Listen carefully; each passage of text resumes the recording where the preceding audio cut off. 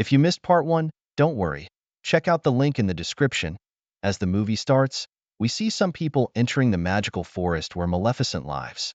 They are trying to steal magical creatures from the forest. Maleficent arrives and catches 2 of them, but the third person escapes into the forest with one of the creatures. This person runs past glowing flowers and heads towards the kingdom. He opens a door, and through a hole, he hands the stolen creature to another man. After taking the glowing flower, the man sells it for money. In the kingdom, people still dislike Maleficent because they think she kidnapped their princess and wants to harm Princess Aurora. Next, we see Princess Aurora happily living as queen in the forest, dancing with creatures. People bring her problems, saying a creature is missing, the one the man stole. Aurora gets worried hearing this. Then, small fairies arrive and try to cheer her up. They take her crown and playfully run away, making her chase after them. As Princess Aurora walks down, she sees the same boy who had visited her at the end of the first Maleficent movie. He was not her true love then, but a prince named Philip who had admired her for years. Finally, he proposes to her. Princess Aurora glances at him and smiles, because she also likes him. Meanwhile, Maleficent's crow, Diaval, witnesses everything and flies to inform Maleficent. She flies over to talk to Princess Aurora about it. At the same time, Prince Philip goes to his parents to share the news that he has proposed to a girl who has accepted him. Later, we see Prince Philip arriving in his kingdom. He tells his father, the king, the queen, and others about his proposal and their acceptance. The king is pleased to hear the news. The queen feels sad but hides it from her son. She agrees to invite Princess Aurora and her godmother to dinner. Meanwhile, Maleficent talks to Princess Aurora, advising her to reconsider before getting engaged. Maleficent expresses her belief that true love doesn't exist and that men always deceive. She claims she was Aurora's true love because she genuinely loves her and wants what's best for her. Princess Aurora tries to reassure Maleficent, saying not everyone in the world is deceitful like Maleficent believes. Maleficent agrees, saying she loves Aurora and wants to support her. Now, the day arrives for both families to have dinner together. The mother of Prince Philip goes to her secret closet, which is revealed to be an iron factory. As she passes through, she notices a glowing flower and the creature stolen earlier by the man. She tells the man to hurry up with his work, emphasizing that time is short. In the midst of this mysterious scene, we're left unsure of the queen's plans. Meanwhile, Maleficent, her crow, and Princess Aurora get ready in the forest to attend the dinner. Aurora looks beautiful as they prepare to enter the kingdom. However, when Maleficent steps foot into the kingdom, everyone becomes frightened and hides. Some even draw their weapons, believing Maleficent to be a wicked witch. Despite this, Maleficent remains calm and amused, smiling at their reactions without saying a word. Now inside the palace, the dinner begins with King, Queen, Maleficent, and Princess Aurora. The queen continuously tries but fails to please Maleficent. She reminds Maleficent of the curse she placed on Aurora and accuses her of past wrongs, including killing humans. In response, Maleficent points out that people from the queen's kingdom stole creatures from her forest. The argument increases in them. The king says to his queen to keep quiet. Meanwhile, Princess Aurora asks Maleficent to remain calm. Ignoring the king's request, the queen continues speaking strangely, questioning who Aurora's true mother would be if she marries Prince Philip. This deeply hurts Maleficent, who sees herself as Aurora's true mother. In her anguish, Maleficent spreads her wings and releases green energy, causing everyone to fall back in fear and creating distance between them. The queen, overcome with fear, hides behind the king, causing him to fall. The queen starts talking loudly that Maleficent has given a curse to the king, and Princess Aurora believes her, pleading with Maleficent to remove the curse. Aurora questions why Maleficent keeps cursing people. Maleficent insists she hasn't cursed anyone, but Aurora doubts her. Just as tensions escalate, soldiers arrive and prepare to attack Maleficent. In a final plea, Maleficent asks Aurora one last time if she will come with her. Princess Aurora doesn't respond and stays with the queen and the king. Maleficent, feeling sad, flies away with her crow, breaking through a window to escape. However, another girl, aligned with the queen and king, shoots Maleficent with an iron bullet, causing her to fall into the ocean. Back at the castle, the king is unconscious and taken to his bedroom. Everyone is worried. Prince Philip suggests his mother kiss the king on the forehead, believing her true love might revive him. The queen follows her son's advice, but it's clear she doesn't truly love the king and doesn't believe in such stories. Her kiss fails to wake him. Seeing this, Aurora decides to find Maleficent and ask her to remove the curse. However, when she arrives in the forest, everyone tells her they haven't seen Maleficent. Aurora can't find Maleficent in the forest. Meanwhile, the queen's companion watches the ocean, waiting for Maleficent to emerge. She sees a creature rescue Maleficent and immediately informs the queen. The queen orders her to stop Maleficent. Aurora returns to the kingdom but unknowingly brings a magical creature hidden in her horse. This creature goes to where the previously stolen creature is imprisoned, and the man locks it up as well. Aurora tells the queen she couldn't find Maleficent and wonders if something happened to her. The queen reassures Aurora, saying Maleficent is strong and will be fine, but she secretly plans to trap her. The queen's companion continues watching the ocean, ready to kill Maleficent if she resurfaces. It is then announced that Prince Philip and Princess Aurora will marry in 3 days, hoping to end all conflicts. Prince Philip and Princess Aurora announce their wedding, inviting all the forest creatures to celebrate. However, this is part of a plan by the queen.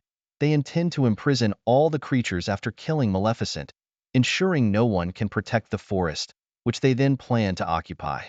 Meanwhile, Maleficent wakes up injured, hearing voices of other creatures.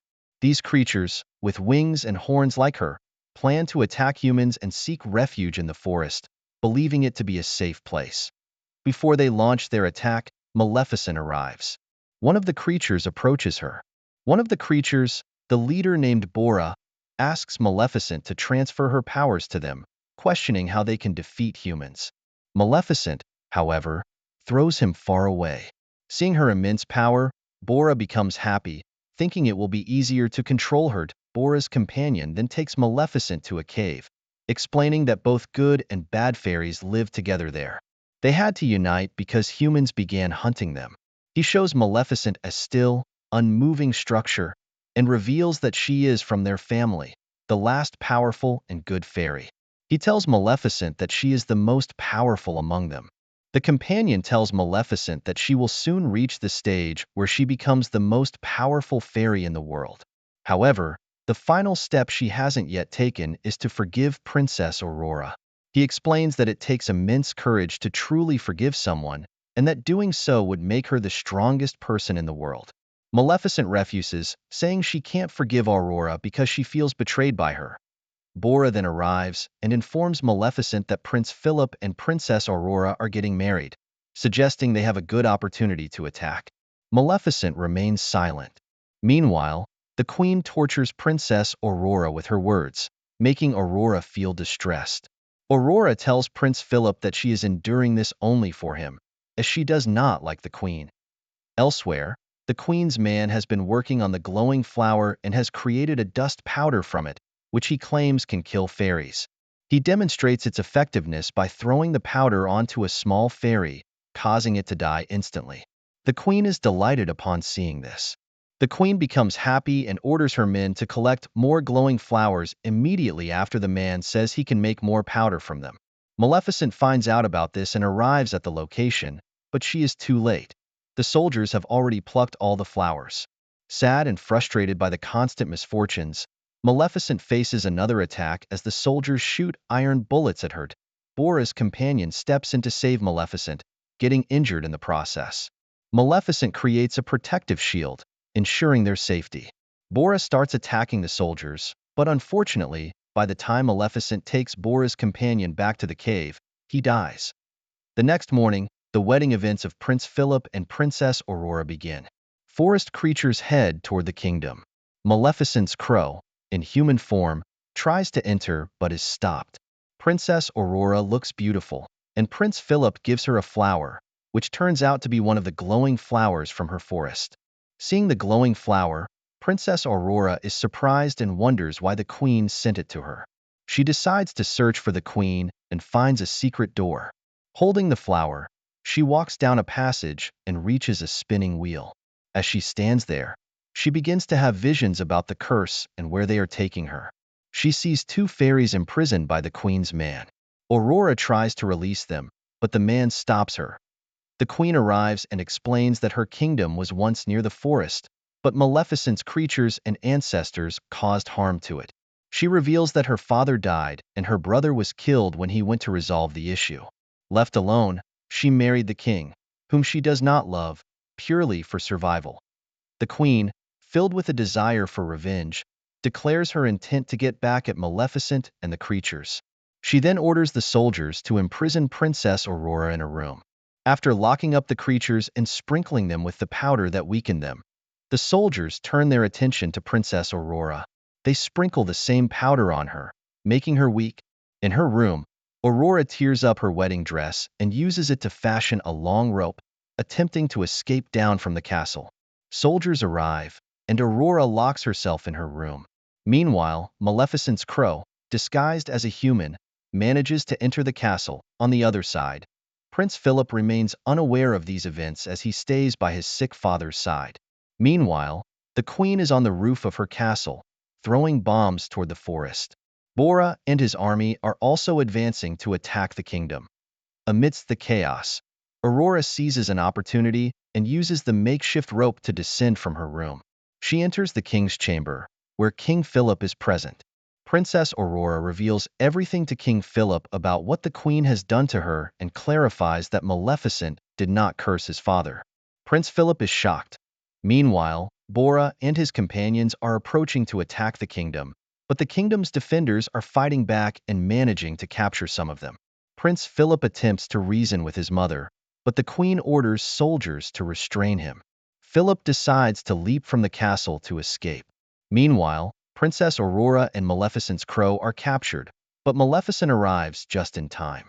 She transforms the crow into a large bear, which then opens the church doors, freeing all the imprisoned creatures. Maleficent fights back against the queen's forces. On the rooftop, Maleficent confronts the queen. Aurora pleads with Maleficent not to kill the queen. Maleficent initially refuses, determined to carry out her revenge. When Aurora calls her mother, Maleficent's heart softens. However, before they can reconcile, the queen seizes the opportunity to attack. She throws the dusting powder at Aurora, but Maleficent jumps in front of her, taking the hit and turning into ashes from the arrow shot by the queen. Aurora breaks down in tears. Seeing Maleficent apparently destroyed, the queen announces her victory and plans to take over the entire area. However, Aurora's tears fall on Maleficent's ashes, miraculously reviving her. Maleficent returns to life with her large wings reappearing. Enraged, the queen tries to push Aurora off the castle, but Maleficent swoops in to save her. Prince Philip witnesses everything, fully understanding his mother's actions. In the end, she agrees to Princess Aurora and Philip's wedding. The small man who had imprisoned the creatures also seeks forgiveness from Maleficent, releasing the creatures and returning the needle responsible for spreading the curse. With the king awakened, Bora's army captures the queen, and Maleficent transforms her into a goat, adorning the area with flowers. She invites Bora's good creatures to live peacefully with them. Maleficent dresses Aurora in her wedding gown. Philip and Aurora marry amid joyous celebration, with the king and all present applauding. The two kingdoms unite, living harmoniously. Maleficent promises to return when Aurora and Philip have a child before leaving peacefully. Thus, Maleficent Part 2 concludes, bringing peace and happiness to all. Thank you for watching.